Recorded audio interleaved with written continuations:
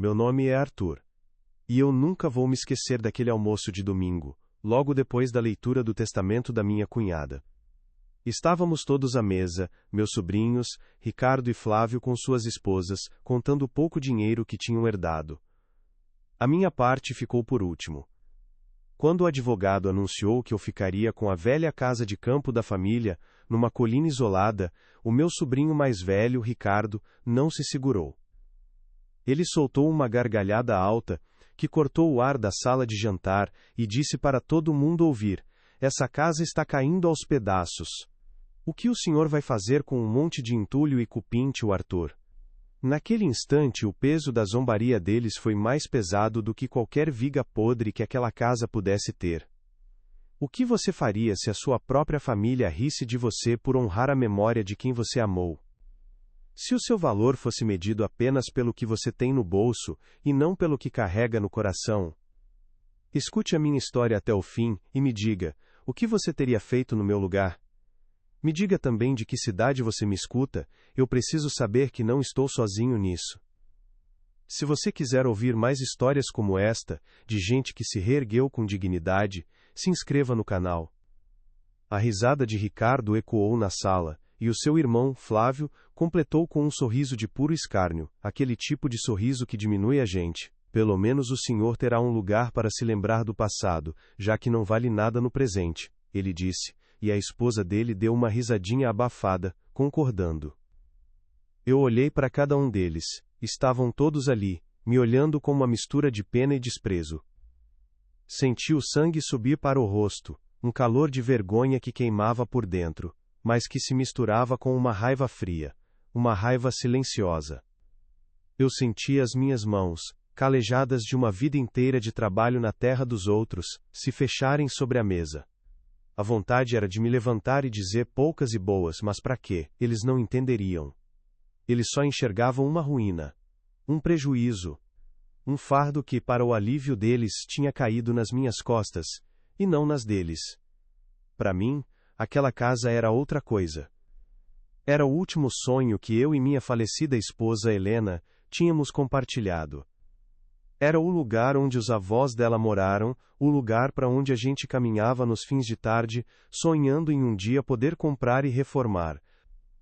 Herdar aquela casa não era herdar um problema, era receber de volta um pedaço da minha própria história, do meu amor. Mas como explicar isso para quem só consegue ver cifras e vantagens? Eu apenas apertei os talheres, baixei o olhar por um segundo, respirei fundo e levantei a cabeça. Olhei nos olhos de Ricardo e disse, com a voz mais firme que consegui encontrar, é uma herança, eu respeito. O silêncio que se seguiu foi quase pior do que a risada. Um silêncio constrangedor, pesado. Ninguém disse mais nada. Os sobrinhos desviaram o olhar, de repente muito interessados na comida em seus pratos. As esposas deles cochichavam entre si. Naquele momento, eu me senti completamente sozinho, um estranho naquela mesa de família. Eles tinham me julgado e me condenado por aceitar um monte de madeira podre e telhas quebradas. Mal sabiam eles que, com aquele gesto de desprezo, eles não estavam me dando um fardo, mas sim um propósito. Ali, naquela mesa, enquanto eles calculavam seus pequenos ganhos, eu decidi que iria reerguer aquela casa. Não para provar algo a eles, mas para provar a mim mesmo que a memória e a dignidade valem mais do que qualquer opinião maldosa. Naquele dia, depois do almoço, eu voltei para minha casinha alugada nos fundos de um terreno na cidade, e o desprezo deles ainda pesava nos meus ombros. O riso de Ricardo era como um eco que não me deixava em paz. Eu me sentei na minha poltrona velha, a mesma onde Helena costumava se sentar para costurar, e fiquei olhando para as minhas mãos. Mãos grossas, cheias de calos, e com as unhas permanentemente manchadas pela terra. Essas mãos contavam a minha história. Uma história que meus sobrinhos, com suas mãos lisas e seus sapatos caros, nunca se deram ao trabalho de conhecer. Eles enxergavam apenas um velho, um tio que não tinha dado em nada, que não tinha um carro do ano, ou uma casa na cidade. Eles não sabiam o valor de cada calo naquelas mãos. Eu nasci e me criei aqui mesmo, no interior de Minas, filho de gente simples, que tirava o sustento da terra dos outros. Meu pai era meeiro numa fazenda de café, e eu, desde que me entendo por gente, já o acompanhava na roça. Aprendi a sentir o cheiro da terra úmida antes da chuva, a saber a hora certa da colheita só de olhar a cor do grão, a respeitar o sol que queima a pele, mas que também faz a vida brotar. Não tive muito estudo, a escola era longe e o trabalho na fazenda começava antes do sol nascer. Meu diploma foi a enxada, minha faculdade foi o campo. Aprendi que a dignidade não está no que você possui, mas na honestidade do seu suor e na palavra que você empenha. Um valor que, pelo visto, se perdeu na geração dos meus sobrinhos. Foi numa dessas fazendas que conheci Helena. Ela era filha de outro trabalhador, uma moça de sorriso fácil e olhar forte, que não tinha medo da lida. A gente se encontrava no fim do dia, perto do riacho, cansados, sujos de terra, mas com o coração leve. Nosso namoro não teve cinema nem presentes caros. Tinha caminhadas ao luar, conversas sentados na beira da estrada e promessas sussurradas. Prometi a ela que um dia teríamos o nosso cantinho, um lugar só nosso, onde a gente não precisaria mais dividir a colheita com patrão nenhum. E ela acreditou em mim. A força dela me dava a certeza de que eu conseguiria, não importava o quão duro fosse o caminho. Quando nos casamos, fomos morar numa casinha de 2 cômodos cedida pelo dono da fazenda. O telhado tinha mais goteira que telha, e o vento entrava pelas frestas das paredes de madeira. Lembro de uma noite de temporal forte, a água invadindo tudo. Helena, em vez de reclamar, pegou todos os baldes e panelas que tínhamos e começou a espalhá-los pelo chão, rindo, dizendo que a gente tinha uma orquestra particular. Na manhã seguinte, subi no telhado com umas telhas velhas que achei e passei o dia todo consertando. Quando desci, exausto, ela estava me esperando com um prato de comida quente e aquele sorriso que me desmontava. Agora sim, ela disse, essa é a nossa fortaleza. Nós nunca tivemos luxo, o dinheiro era sempre contado, mal dava para o sustento do mês. Mas a gente era feliz, a nossa riqueza era outra. Era chegar em casa e ter um ao outro, era sentar na varanda no fim da tarde, olhando o sol se pôr atrás do morro, e era sonhar. Nosso maior sonho era aquela casa na colina. A casa onde os avós dela tinham morado. Estava abandonada desde que eles faleceram, mas, para nós, era um palácio adormecido. Nos dias de folga, nossa diversão era caminhar até lá. A gente subia o morro devagar, de mãos dadas, e ficava horas debaixo da mangueira que tinha no quintal, só olhando para a casa. Fazíamos planos. Helena descrevia como seria a cozinha, com uma janela bem grande virada para o vale. Eu falava do pomar que plantaria nos fundos, com laranja, limão, mexerica. A gente vai pintar as janelas de azul, Arthur, ela dizia com os olhos brilhando, e vamos encher a varanda de vasos de flor, para as abelhas virem nos visitar. Eu ouvia e concordava, e por alguns instantes, a gente quase podia sentir o cheiro do bolo assando no forno e o perfume das flores. Era o nosso refúgio, o lugar onde a nossa esperança morava. A promessa de uma vida inteira de trabalho duro finalmente sendo recompensada. Começamos a juntar um dinheirinho, cada moeda era guardada com sacrifício, numa latinha de metal que Helena escondia debaixo do colchão. Era o dinheiro da nossa casa, ela dizia. Anos se passaram. O cabelo dela começou a ganhar fios brancos, e as minhas costas já não eram as mesmas. Mas a latinha ia ficando mais pesada. A gente já estava quase perto de ter o suficiente para fazer uma oferta pela propriedade, que pertencia a um parente distante dela que morava na capital e não tinha interesse nenhum naquilo. A esperança estava se tornando palpável, quase podíamos tocar nela. Foi então que meu irmão, pai de Ricardo e Flávio, ficou muito doente. Ele era um homem bom, mas nunca teve sorte com os negócios. Gastou o que tinha e o que não tinha tentando se reerguer, e a doença o pegou sem nenhuma reserva. Os meninos eram jovens, queriam estudar, fazer faculdade. Meu irmão, numa cama, me pediu, com lágrimas nos olhos, que eu não deixasse seus filhos desamparados. Ele sabia da nossa latinha, do nosso sonho, e eu olhei para Helena, e ela olhou para mim. Não precisamos dizer uma palavra, a gente sabia o que tinha que ser feito. A família vinha em primeiro lugar. Pegamos todo o dinheiro que juntamos por uma vida inteira e demos para minha cunhada.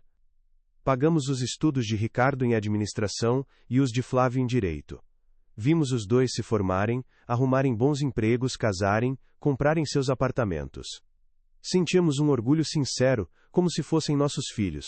Meu irmão faleceu pouco tempo depois, mas morreu em paz, sabendo que os filhos teriam um futuro. E nós? Nós voltamos para a estaca zero. A latinha ficou vazia. O sonho da casa na colina ficou mais distante, quase inalcançável. Helena nunca reclamou. Nem uma vez. Ela apenas dizia: fizemos o certo, Arthur. O resto a gente corre atrás de novo. Mas eu via no fundo dos olhos dela que uma pequena luzinha tinha se apagado. Continuamos trabalhando, mas o fôlego já não era o mesmo. As caminhadas até a colina foram ficando mais raras.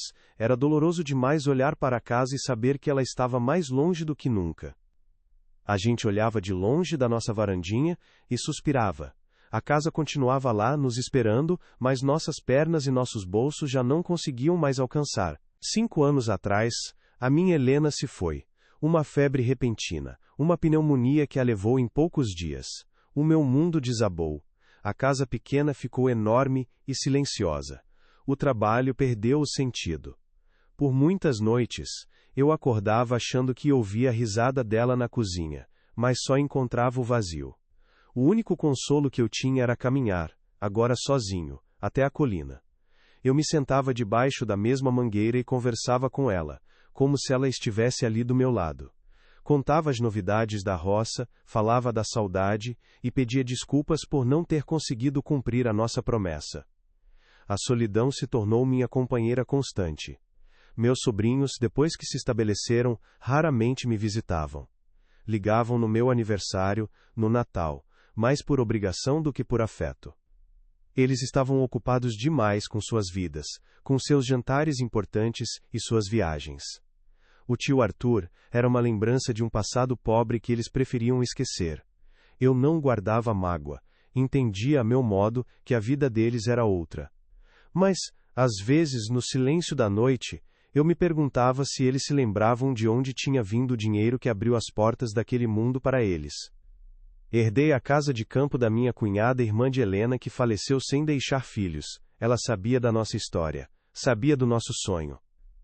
No testamento, ela deixou claro que a casa deveria ser minha, pois sabia que só eu cuidaria daquele lugar com o amor que ele merecia. Para ela, foi um ato de justiça, uma forma de honrar a memória da irmã e o sacrifício que fizemos. Para mim, foi como se a própria Helena estivesse me entregando a chave do nosso sonho, lá do outro lado da vida. Era um presente sagrado, a chance de finalmente cumprir a promessa que fiz a ela. Quando Ricardo riu de mim, ele não estava rindo de um velho que herdou uma ruína. Ele estava cuspindo no sacrifício que pagou sua faculdade. Ele estava zombando do sonho da mulher que o amou como a um filho. Ele estava desprezando cada gota de suor que eu e Helena derramamos, para que ele pudesse ter a vida que tem hoje. Cada gargalhada dele era uma punhalada na minha memória, na minha história, no meu amor por Helena. Ele não via uma casa, via entulho. Eu não via entulho, eu via o último capítulo da minha vida com a mulher que amei. E foi por isso que a zombaria deles não me quebrou, pelo contrário. Acendeu em mim uma chama que eu pensei que tinha se apagado com a partida de Helena. Uma teimosia. Uma força que vem da terra, da alma. Naquele instante, naquela mesa, cercado por olhares de pena e escárnio, eu não me senti diminuído. Eu me senti um gigante. Porque eu tinha algo que todo o dinheiro deles jamais poderia comprar: um propósito. Um propósito construído sobre a base mais sólida que existe. A memória de um grande amor e uma promessa que finalmente eu teria a chance de cumprir. A jornada seria solitária, eu sabia, ninguém me ajudaria. Todos me veriam como um velho tolo gastando seus últimos dias e suas poucas economias num projeto sem futuro. Mas eu não estaria sozinho. Cada tábua que eu pregasse, cada parede que eu levantasse, cada flor que eu plantasse seria com Helena ao meu lado, em pensamento. A casa não era um fardo. Era a minha missão. Era a minha forma de dizer a ela, onde quer que estivesse, que eu não esqueci. Que o nosso sonho ainda estava vivo. E que eu iria honrá-lo até o meu último suspiro. Não importava o que os outros dissessem. Na semana seguinte àquele almoço, eu peguei a chave que o advogado me entregou, uma chave grande, de ferro enferrujada pelo tempo, e fui pela primeira vez à colina como dono. O caminho de terra estava coberto de mato, e precisei deixar meu carro velho na beira da estrada e subir o resto a pé. Cada passo era um esforço. O silêncio era quebrado apenas pelo som do vento nas árvores e pelo meu próprio fôlego ofegante. Quando cheguei lá em cima e vi a casa de perto, pela primeira vez em anos meu coração apertou. Meus sobrinhos, por mais maldosos que fossem, não estavam de todo errados. A varanda tinha cedido de um lado, o telhado parecia uma peneira e as janelas eram buracos vazios como olhos tristes de uma caveira. Por um instante, a dúvida me visitou como um arrepio frio. Será que eu daria conta? A notícia, como é de costume em cidade pequena, se espalhou mais rápido que fogo em capim seco. Na primeira vez que fui ao armazém do seu Benedito para comprar umas ferramentas básicas, um facão novo, pregos, um martelo, o silêncio que se fez quando entrei foi pesado. As conversas pararam. Senti os olhares nas minhas costas. Seu Benedito, que me conhecia desde menino, me atendeu com uma formalidade estranha, e na hora de pagar me deu um desconto. É para ajudar, Arthur. Sei que a coisa não tá fácil, ele disse, com um olhar de pena que me feriu mais do que qualquer insulto direto. Eu agradeci com um aceno de cabeça, peguei minhas coisas e saí. Não era ajuda, era caridade. Era a cidade inteira me dizendo, sem palavras, que eu era um coitado, um velho que tinha perdido o juízo. Os dias que se seguiram foram de um trabalho solitário e brutal. Comecei pelo quintal. O mato estava tão alto que em alguns lugares cobria minha cintura. Passei dias debaixo do sol, com o facão na mão abrindo caminho. O suor escorria pelo meu rosto e se misturava com a poeira. Meus braços e minhas costas doíam de um jeito que eu não sentia há anos. E enquanto eu trabalhava, ouvia os carros que passavam na estradinha lá embaixo diminuírem a velocidade. Eu não precisava olhar para saber. Eram os curiosos, os vizinhos, apontando para o velho doido da colina que estava tentando limpar um terreno que todos consideravam perdido. Ninguém parava para oferecer um copo de água. Apenas olhavam, cochichavam e seguiam seu caminho, provavelmente rindo da minha teimosia. A solidão dentro daquela casa era ainda mais profunda. As primeiras chuvas de primavera chegaram com força, e foi então que eu tive a real dimensão do abandono. Eram dezenas de goteiras, não apenas pingos, mas fios de água que escorriam pelas paredes manchadas de mofo. O vento assobiava pelas frestas das janelas quebradas, um lamento constante, como se a própria casa estivesse chorando sua desgraça. Eu passava as noites ali, num colchão velho que trouxe, ouvindo a sinfonia da destruição, com baldes espalhados pelo chão, exatamente como eu e Helena fazíamos na nossa primeira casinha. Mas, desta vez, não havia risada, havia apenas o som da água caindo e o peso do silêncio no meu peito. Certo dia um vizinho de uma propriedade mais abaixo, o Laércio, parou a caminhonete dele na entrada do caminho. Achei, por um momento, que ele vinha oferecer ajuda. Ele desceu, olhou para a casa, olhou para mim todo sujo de barro, e disse com um sorriso torto, «Ô Arthur, tô vendo que o senhor tá na lida, hein? Se precisar de uma mãozinha para derrubar tudo isso aí, pode me falar, eu tenho um trator que resolve essa trabalheira pro senhor num dia só.» A oferta dele, disfarçada de boa vontade, era uma facada. Ele não viu uma casa para ser restaurada, viu um monte de entulho para ser removido.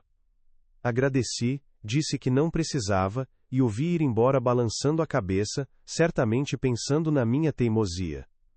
As humilhações eram pequenas mas constantes, como uma torneira pingando sem parar. Fui a uma madeireira na cidade vizinha, para orçar umas vigas novas para o telhado. O dono, um homem que não me conhecia, me olhou de cima a baixo, viu minhas roupas simples, minhas mãos calejadas, e me passou um preço que era quase o dobro do normal. Quando questionei, ele respondeu com arrogância. O material é de primeira, meu amigo. Se o senhor não pode pagar, talvez devesse pensar em algo mais barato. Ou talvez deixar como está. Naquele dia, voltei para casa de mãos vazias, com o orgulho ferido e a certeza de que, para o mundo, eu era apenas um velho pobre e insignificante, tentando um sonho grande demais para o meu bolso. Até mesmo as pequenas gentilezas do dia a dia desapareceram. Antes, quando eu ia à missa de domingo, sempre tinha alguém que me convidava para um café depois, que perguntava da saúde. Agora, as pessoas me cumprimentavam com pressa, desviavam o olhar, os convites pararam de chegar. Eu me tornei o assunto inconveniente, o homem que lembrava a todos de um fracasso anunciado. Comecei a me sentir invisível. Eu estava ali, no mesmo lugar de sempre, mas era como se as pessoas olhassem através de mim, vendo apenas a imagem que criaram, o velho tolo que herdou uma ruína, e que, por teimosia, se afundaria com ela. A zombaria dos meus sobrinhos também continuou, só que de uma forma mais sutil. Flávio me ligou uma vez, com a desculpa de saber como eu estava. A voz dele era falsamente preocupada. E então, tio Arthur, como estão as coisas aí no seu palácio? Ele perguntou, e eu pude ouvir a risadinha da esposa dele ao fundo. Já conseguiu vender essa dor de cabeça? Ouvi dizer que tem gente que compra terreno por um preço baixo só pela madeira, pelo menos o senhor tira algum trocado. Eu respirei fundo e respondi com a mesma calma de sempre. Estou bem, Flávio, cuidando do que é meu. Desliguei o telefone com as mãos trêmulas, não de raiva, mas de uma tristeza profunda por ver no que eles haviam se transformado. Houve noites em que a dúvida quase me venceu. Sentado na varanda torta, olhando para as luzes da cidade lá embaixo, eu me perguntava se eles não estavam certos. O que eu estava fazendo ali? Gastando minhas últimas economias, minha saúde e meu tempo, numa causa que parecia perdida. Eu era um homem velho, sozinho. A tarefa era monumental. Talvez fosse mais sensato vender tudo por qualquer trocado, como Flávio sugeriu, e viver meus últimos anos em paz, na minha casinha alugada. O pensamento era tentador, como o canto de uma sereia prometendo descanso. Mas então eu olhava para a mangueira no quintal. Aquela mangueira era minha âncora. Eu fechava os olhos e quase podia ver Helena sentada ali sorrindo, com os olhos brilhando de esperança. Eu podia ouvir a voz dela dizendo: "A gente vai pintar as janelas de azul, Arthur." Era a memória dela que me dava forças. Eu não estava fazendo aquilo para os outros, para provar algo a vizinhos ou sobrinhos ingratos. Eu estava fazendo por ela. E por mim. Era a nossa promessa. E promessas, para um homem como eu, são sagradas. A dúvida ia embora, e dava lugar a uma teimosia renovada. Uma determinação silenciosa que ardia no peito. Com o tempo, a minha rotina se resumiu à casa. Eu acordava com o sol, trabalhava até o corpo não aguentar mais, comia o que trazia da cidade e dormia com o som do vento. Eu parei de ir à cidade, exceto pelo estritamente necessário. O isolamento que antes me era imposto, agora era abraçado por mim. Era mais fácil ficar sozinho do que enfrentar os olhares de pena e os conselhos não solicitados. A colina se tornou o meu mundo, a minha fortaleza e a minha prisão. Eu e a casa, sozinhos contra todos. Um dia, enquanto tentava consertar uma das paredes internas que estava desmoronando, encontrei algo que me fez parar. Atrás de um pedaço de reboco solto, havia uma pequena marcação na madeira, quase apagada pelo tempo. Eram duas iniciais, um J e um M, entrelaçadas dentro de um coração. Eram as iniciais dos avós de Helena, Joaquim e Maria. Lembrei dela me contando que o avô dela mesma tinha construído aquela parede com as próprias mãos.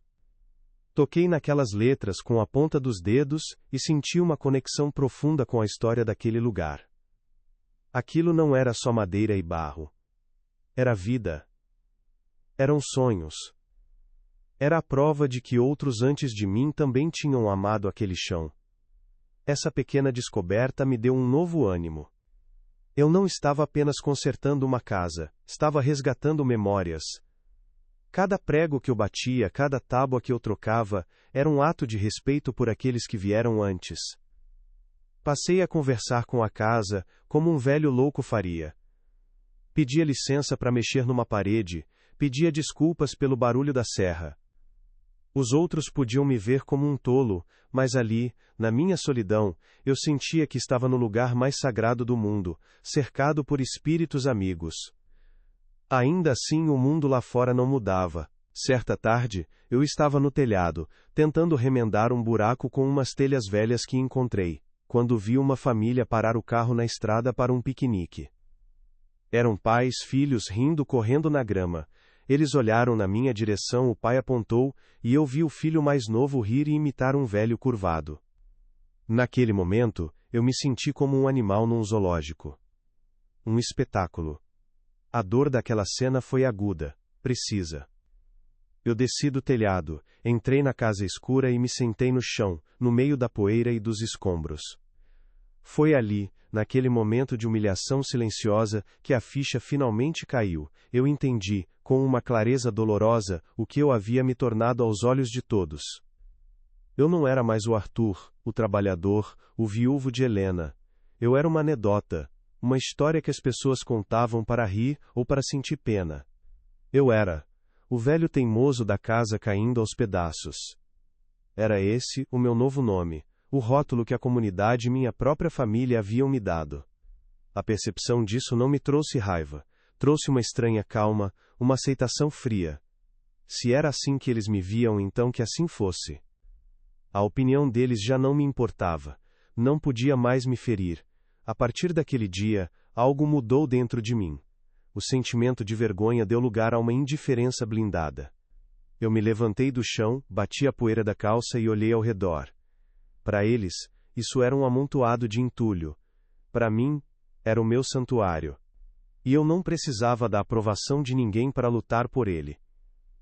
A solidão se tornou minha aliada, e o desprezo deles, o combustível que me manteria em pé. Eu continuei meu trabalho, mas agora com um novo propósito. Não era mais sobre provar algo, nem mesmo sobre honrar uma promessa. Era sobre sobrevivência.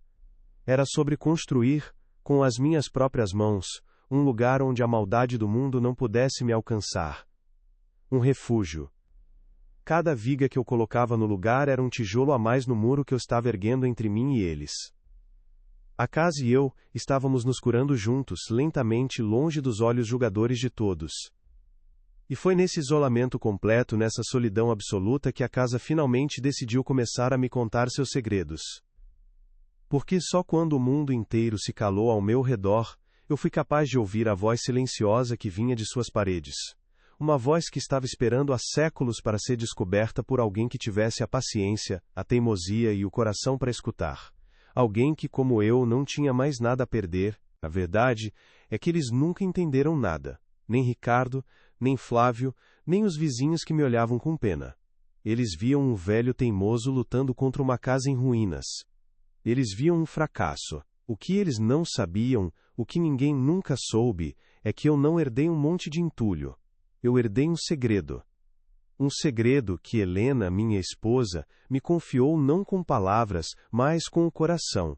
Ela sempre me dizia, com aquele jeito sonhador dela, Arthur, essa casa tem alma. O chão dela guarda as histórias da nossa gente. Eu ouvia, e acreditava. Enquanto todos viam madeira podre, eu via a guardiã de uma promessa. E eu não estava limpando o mato por teimosia, eu estava procurando o lugar certo. O segredo não era uma lenda, era uma história de família que foi se perdendo, contada de avó para neta, até virar um sussurro que só Helena parecia levar a sério. O bisavô dela, um minerador dos tempos do Império, um homem desconfiado da coroa e seus impostos, teria usado a construção da casa para esconder o que era seu por direito. Ele dizia que a verdadeira riqueza não é a que se mostra, mas a que se protege, Helena me contava, enquanto a gente olhava a colina de longe. Ela não sabia onde nem como, mas tinha uma fé inabalável de que a história era real, e quando herdei a casa, herdei também a responsabilidade de honrar essa fé. Eu não descobri o tesouro por acaso, eu fui atrás dele. Durante semanas meu trabalho foi duplo. De dia, eu limpava o terreno, consertava o que podia, para manter as aparências, para que todos vissem apenas o velho maluco em sua empreitada sem sentido. Mas à noite, sob a luz de um lampião, começava a minha verdadeira busca. Eu examinava cada palmo daquela casa. As paredes, o assoalho, o porão úmido e escuro. Eu batia nas pedras, procurava por tábuas soltas, buscava qualquer sinal que confirmasse a história de Helena. Muitas vezes, o cansaço e a poeira me fizeram duvidar, mas então, eu me lembrava do riso de Ricardo, e a força voltava. A zombaria dele era o mapa que me guiava na escuridão. E então, numa noite fria de junho, eu o encontrei. Não estava no porão, nem escondido numa parede. Estava no lugar mais óbvio, e ao mesmo tempo, o mais protegido, o coração da casa, a velha lareira de pedra na sala principal. Era uma estrutura maciça, coberta de fuligem e teias de aranha. Enquanto limpava os escombros de dentro dela, sonhando em um dia poder acender um fogo ali, senti que uma das pedras da base, uma pedra grande e chata, se moveu levemente sob a pressão da minha mão. Meu coração deu um salto, com a ajuda de uma alavanca de ferro fiz força, um esforço que fez todos os meus músculos doerem. A pedra cedeu com um rangido surdo, revelando um compartimento escuro e oco por baixo. Lá dentro, envolto num pedaço de couro grosso e ressecado pelo tempo, estava um pequeno baú de ferro, pesado e enferrujado. Não era grande, talvez do tamanho de uma caixa de sapatos, mas parecia pesar 1 tonelada. Eu o puxei para fora com as mãos trêmulas. A poeira de mais de um século subiu, e eu tossi, sentindo o cheiro de terra antiga e de tempo guardado. Coloquei o baú sobre a mesa de madeira que eu tinha improvisado e fiquei olhando para ele, sob a luz vacilante do lampião. Ali estava. A prova. A fé de Helena materializada em ferro e ferrugem. Naquele momento eu não senti alegria. Senti um peso, uma responsabilidade imensa. O cadeado estava completamente enferrujado, tive que usar um martelo e um formão para arrebentá-lo, o som do metal se partindo ecoou na casa silenciosa como um tiro. Quando a tampa finalmente se abriu, a primeira coisa que vi não foi ouro, foi um pequeno diário, com a capa de couro gasta e as páginas amareladas. Com um cuidado quase religioso eu o peguei, a caligrafia era elegante, antiga, era o diário do bisavô de Helena. E embaixo dele, aninhadas em veludo puído estavam elas. Dezenas de moedas de ouro, brilhavam sob a luz do lampião com um brilho quente e pesado, um brilho que parecia vir do centro da terra. Eram moedas do Brasil colônia, peças grandes pesadas com a efígie do rei português. Eu, que mal sabia ler, passei a noite inteira decifrando as palavras do diário. Ele contava como durante o ciclo do ouro ele desviava uma parte da produção das minas para não entregar tudo à coroa, que ele considerava gananciosa e injusta.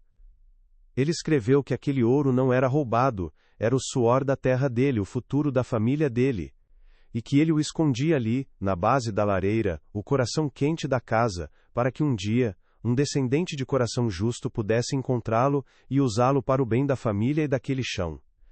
Naquele instante, eu entendi tudo, eu não era um velho tolo, eu era o descendente de coração justo que o diário mencionava.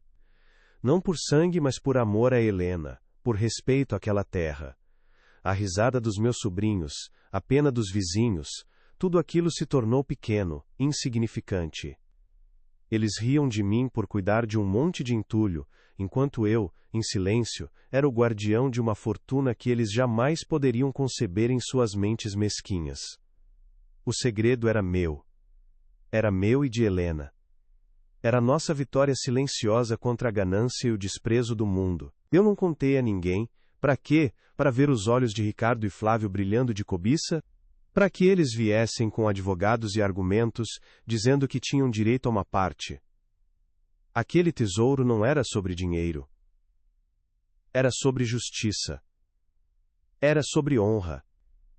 Era a recompensa por uma vida inteira de sacrifícios, pelo dinheiro que eu e Helena demos para que eles tivessem um futuro. O destino, à sua maneira torta e demorada, estava acertando as contas, e eu seria o instrumento dessa justiça. O silêncio era minha maior arma e minha maior proteção. Na semana seguinte fiz algo que ninguém esperava. Peguei um ônibus para a capital. Disse no armazém que ia visitar um parente distante. Uma mentira para não levantar suspeitas. Levei comigo apenas 2 das moedas, escondidas num bolso interno do meu casaco. Procurei por um antiquário, um senhor discreto e de aparência honesta, recomendado por um conhecido de confiança.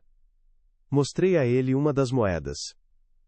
Ele a pegou, colocou um pequeno monóculo no olho, e o mundo pareceu parar. Ele olhou para a moeda, olhou para mim, e de novo para a moeda. O silêncio dele era mais pesado que o ouro em minhas mãos. Meu senhor, ele disse, com a voz embargada de espanto, o senhor sabe o que tem aqui? Eu apenas balancei a cabeça negativamente. Esta é uma peça de 1725, uma dobra de 20.000 réis, da primeira cunhagem de Vila Rica. É uma das moedas mais raras do período colonial, existem pouquíssimas conhecidas no mundo. Ele me disse o valor. Um valor que fez minhas pernas fraquejarem. Só aquela moeda, uma única moeda, valia mais do que tudo que meus sobrinhos herdaram juntos, valia mais do que a fazenda inteira onde eu trabalhei a vida toda. O baú lá em casa não continha uma pequena fortuna, ele continha o poder de reescrever a história. Eu vendi as 2 moedas para aquele senhor. Ele me pagou com uma transferência bancária, para uma conta que eu abri naquele mesmo dia, numa agência onde ninguém me conhecia. Voltei para minha cidade no último ônibus, sentindo o peso daquele segredo nas costas. Eu não me sentia rico. Eu me sentia como um soldado que recebeu a munição para a batalha final.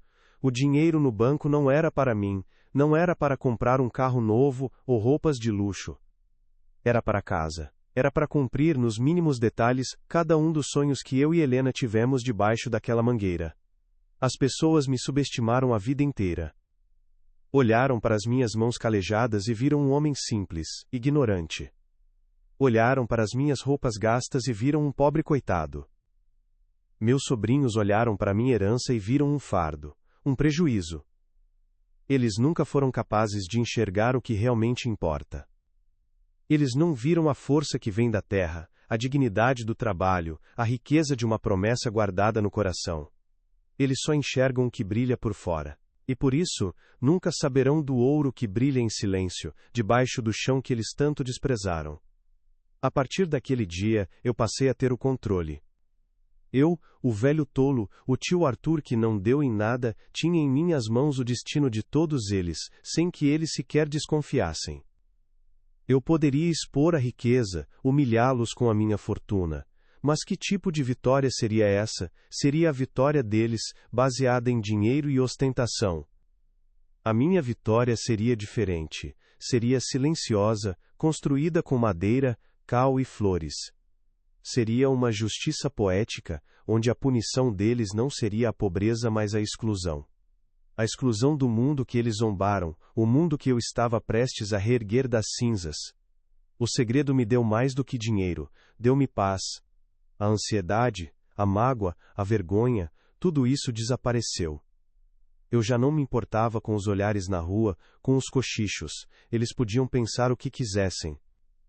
Eu sabia a verdade, eu era o homem mais rico daquela cidade, não pelo ouro guardado, mas pelo propósito que me movia. Eu olhava para casa e não via mais um trabalho interminável. Eu via a tela em branco onde eu pintaria o último e mais belo quadro da minha vida com Helena. Eles riram porque viram um velho sozinho, enfrentando uma ruína. Mas eu nunca estive sozinho. Eu tinha a memória de Helena, a história dos avós dela, e a força silenciosa do ouro que dormia sob meus pés. O poder não estava no dinheiro, mas no conhecimento. No segredo. Eu era o guardião de um tesouro, e a minha maior riqueza era saber que aqueles que me humilharam passariam o resto de suas vidas olhando para a colina, vendo uma casa renascer, e jamais, jamais entenderiam como.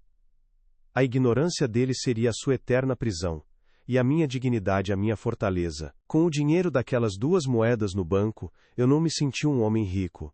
Senti-me como um soldado que finalmente recebeu as armas para a batalha que já estava travando. Eu poderia ter comprado a maior fazenda da região, poderia ter esfregado a minha nova condição na cara de cada um que riu de mim. Mas o que isso provaria? Apenas que eu me tornei igual a eles, medindo o valor da vida em notas e hectares. Não. O meu plano era outro. A minha justiça não faria barulho. O dinheiro não era para o Arthur. Era para a promessa. Decidi, ali mesmo, que usaria cada centavo para reconstruir aquela casa, não como uma mansão para impressionar os outros, mas exatamente como eu e Helena tínhamos sonhado, tijolo por tijolo, flor por flor. A minha vitória não seria mostrada, seria vivida, em silêncio. Pois bem, o meu primeiro passo foi contratar os melhores artesãos da região. Não procurei grandes empresas da capital. Fui atrás do seu Antenor, o carpinteiro que aprendeu o ofício com o pai. Fui atrás do mestre Zeca, o pedreiro cujas mãos sabiam conversar com as pedras. Chamei a dona Nena para cuidar do jardim, uma senhora que conhecia cada planta pelo nome. Paguei a eles o dobro do que pediram, com uma única condição: discrição. O trabalho começou devagar, sem alarde. As vigas podres foram trocadas por madeira de lei, o telhado foi refeito com telhas novas que imitavam as antigas, e as paredes foram erguidas com o cuidado de quem constrói um altar. A colina, antes silenciosa e abandonada, agora tinha o som suave e constante do trabalho honesto, um som que curava as feridas da casa e as minhas. Com o passar dos meses, a transformação começou a ser notada lá de baixo, a ruína estava se erguendo. O telhado vermelho brilhava ao sol, as paredes brancas como a neve se destacavam contra o verde do morro, e as janelas. As janelas foram pintadas de um azul vivo, o azul que Helena sempre sonhou. O jardim da Dona Nena começou a florescer, e a varanda, antes caída, agora estava firme e cercada de vasos de gerânios. A notícia se espalhou como um rastilho de pólvora. A pena deu lugar à curiosidade, e a curiosidade, à inveja. De onde o velho Arthur tirou tanto dinheiro?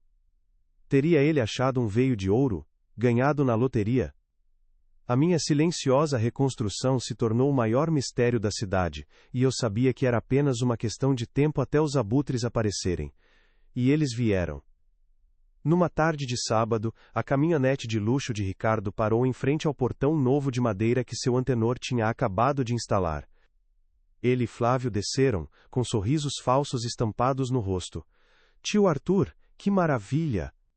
A casa está um espetáculo, disse Ricardo, com os olhos correndo por cada detalhe da fachada. A gente veio ver se o senhor não precisa de uma ajuda, talvez um conselho de administração para valorizar ainda mais o imóvel, completou Flávio, já fazendo contas na cabeça. Eu caminhei lentamente até o portão, sem abri-lo. Olhei para os dois, para os sapatos caros pisando na poeira, e com a mesma calma daquele almoço de domingo eu respondi: obrigado, meus filhos, mas não preciso. A casa já me deu tudo o que eu precisava, e dei as costas, voltando para minha varanda. O som do portão se fechando em suas caras foi a única resposta que eles tiveram, e a única que mereciam.